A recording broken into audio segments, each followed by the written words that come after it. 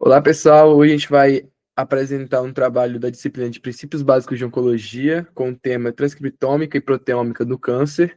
Os discentes somos Juliana Priante, Larissa Nazaré e Lucas Moura.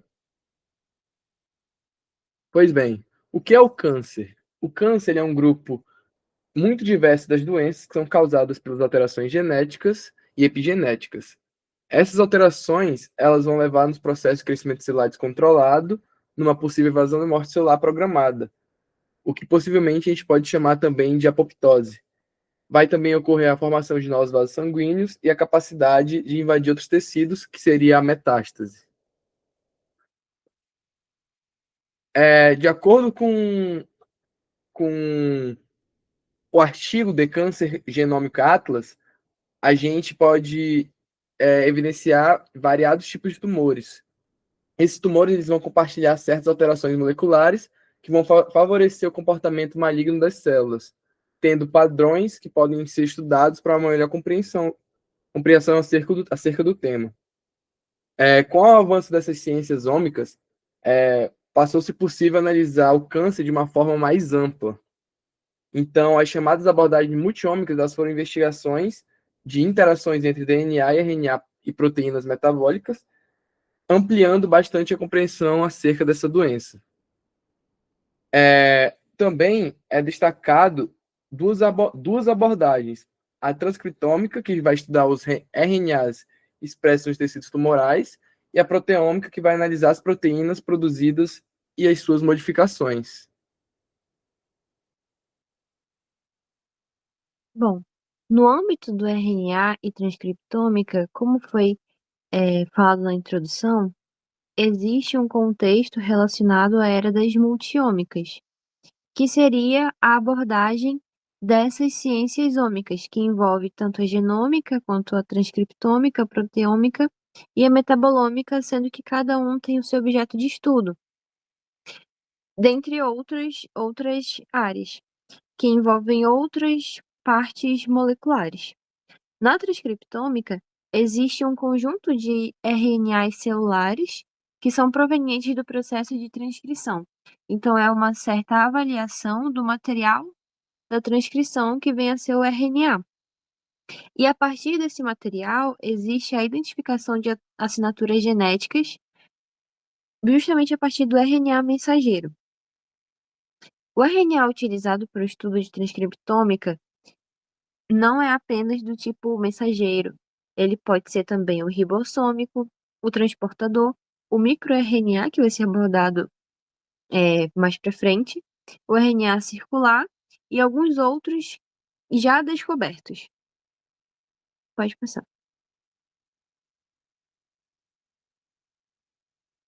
Dentre os métodos de pesquisa do transcriptoma, que são muito abrangentes, é, esse primeiro método, que é o micro, ele pesquisa o RNA tumoral.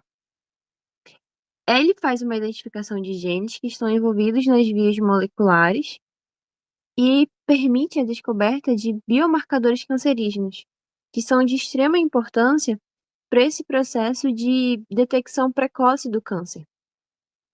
E esses resultados que estão envolvidos nesse tipo de método de pesquisa, eles apresentam uma grande variabilidade por conta dos operadores dos equipamentos.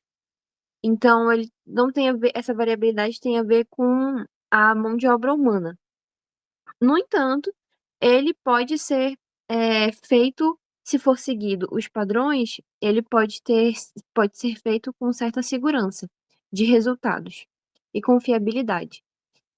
Mas ele é usado como uma etapa preliminar, sendo necessária a verificação por RT-PCR ou análise de imunohistoquímica. No próximo slide, nós vemos um pouco sobre o PCR de transcrição reversa em tempo real em larga escala. Essa é uma etapa essa é um método muito interessante, porque é uma técnica que envolve a transcrição reversa, a reação em cadeia polimerase e a sua análise assim que os produtos são formados. em tempo real. Por isso que o método recebe esse nome. E existe uma ampla aplicabilidade no diagnóstico e monitoramento do tratamento do câncer. E é muito interessante como esse método mostra o desenvolvimento e o avanço nessas técnicas, justamente por conta dos resultados em tempo real que os, os, os laboratórios conseguem obter. E a quantificação do PCR, ela vai permitir avaliar o aumento do número de cópias das sequências investigadas de forma quase que imediata. Já no sequenciamento de RNA, ou RNA-seq, a transcriptômica evoluiu para técnicas baseadas em sequenciamento, incluindo o sequenciamento de Sanger, de marcadores de sequência expressa. E esse é um método que é fundamentado no controle da síntese de DNA. Já algumas aplicações do transcriptoma na oncologia, no próximo slide, eles são utilizados em painéis genéticos para identificar alvos terapêuticos moleculares e biomarcadores prognósticos e preditivos, como foi demonstrado no primeiro método. Também tem usos funcionais do transcriptoma, como a identificação de novos alvos terapêuticos. Então, é uma utilização super importante para a síntese de novos medicamentos. Ele também engloba a regulação dos microRNAs, que são capazes de controlar a expressão gênica ao se ligar nos RNAs mensageiros, interferindo na produção final de proteínas. E essa é uma parte bem interessante, porque esses miRNAs, eles são circulantes quando são liberados pelas células. Então, eles podem ser detectados em fluidos biológicos, tornando-se assim biomarcadores diagnósticos e prognósticos de câncer. Eles também podem atuar como oncogenes ou supressores tumorais. Na forma de oncogenes, eles promovem uma transformação celular, a carcinogênese e a metástase. E eles também podem ser indicadores precoces do prognóstico oncológico e alvos terapêuticos.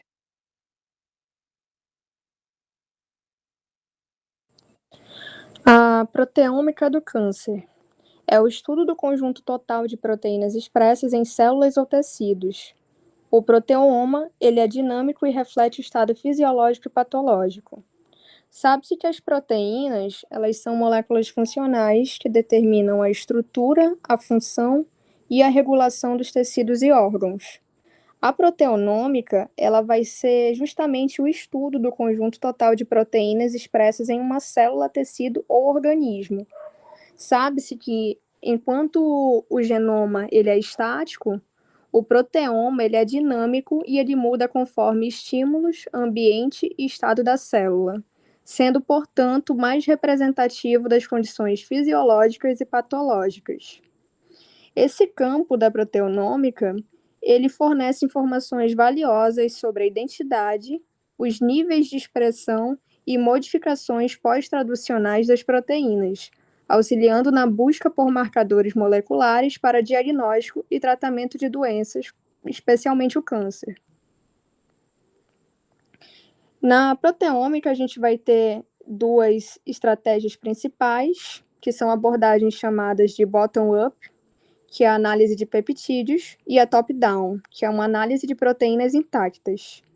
Na bottom-up, nessa abordagem, as proteínas elas são digeridas em peptídeos menores, que são separados por cromatografia líquida e analisados por espectrometria de massas.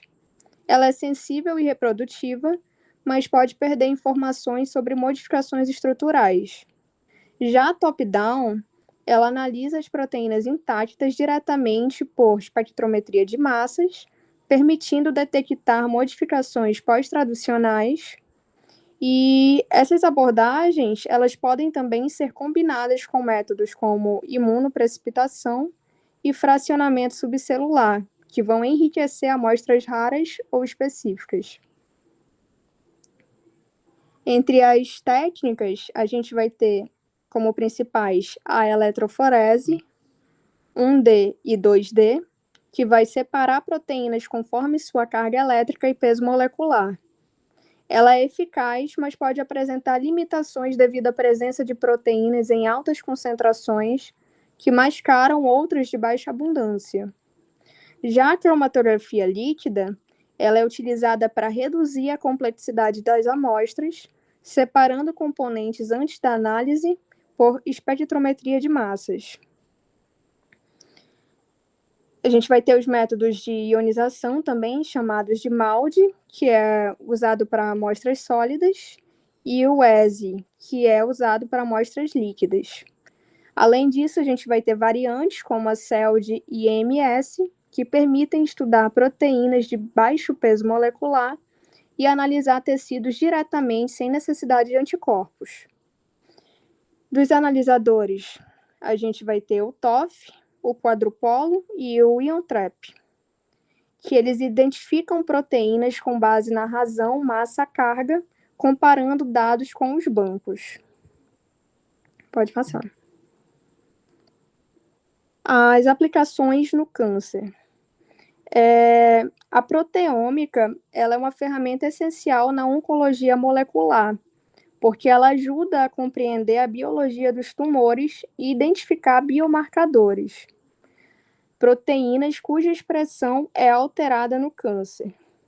Esses marcadores, eles são fundamentais para o diagnóstico precoce, para a definição do prognóstico, para a escolha de terapias direcionadas e para o monitoramento da resposta ao tratamento. Então, ao mapear os proteomas tumorais, é possível identificar proteínas diferencialmente expressas, que distinguem as células saudáveis das células cancerígenas. Como exemplo, a gente tem o câncer de mama, em que a análise proteonômica ela tem permitido identificar proteínas expressas de maneira diferente entre subtipos tumorais, como oncogenes e supressores do tumor. Isso ajuda a aprimorar a classificação e o tratamento, indo além dos marcadores imunohistoquímicos tradicionais. Já o glioblastoma, o uso da proteonômica, ele é um dos tumores cerebrais mais agressivos e heterogêneos. Então, os estudos proteonômicos, eles têm revelado alterações específicas de proteínas, possibilitando o desenvolvimento de novas proteínas alvoterapêuticas e biomarcadores preditivos de resposta a medicamentos. Quanto às perspectivas, a gente tem que o avanço da tecnologia proteômica, ela promete uma maior precisão e sensibilidade na detecção de proteínas associadas ao câncer. Os desafios atuais, eles incluem a padronização dos métodos e a integração com outras áreas da biologia molecular, como genômica, metabolômica e transcriptômica. Essas interações, elas fortalecem a medicina personalizada, oferecendo diagnósticos mais específicos, tratamentos direcionados e redução de efeitos colaterais e custos.